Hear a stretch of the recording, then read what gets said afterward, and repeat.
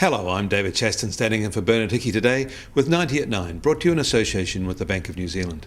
This is where you get everything you need to know in 90 seconds at 9 o'clock, starting now with news that the International Monetary Fund has revamped its credit line program to encourage countries facing outside shocks to turn to the fund with few conditions attached, as European leaders fail to end their debt turmoil.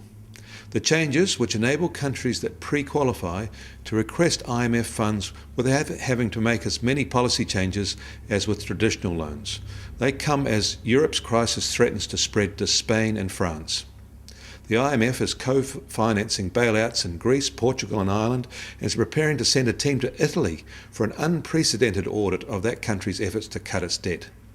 But more loans, when the problem is too much spending and too few taxes, is hardly a sustainable solution. It's just compounding the failure of public policy. Across the Atlantic, the American public policy failure just gains momentum, although there is a crude solution looming: the end of the Bush-era tax cuts, which will raise revenue from the wealthy, along with substantial automatic spending cuts. Both sides of the political debate will take substantial pain, and the immediate impact on US growth will not be positive. But as crude as it is action in the right direction. Third quarter US GDP growth was revised down a bit, but US payrolls show good signs of expansion in October.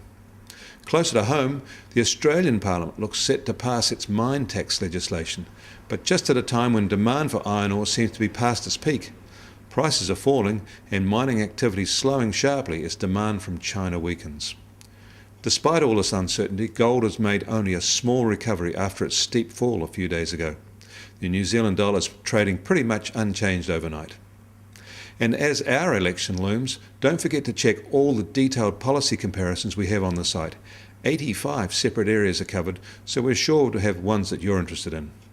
Bernard Hickey returns tomorrow.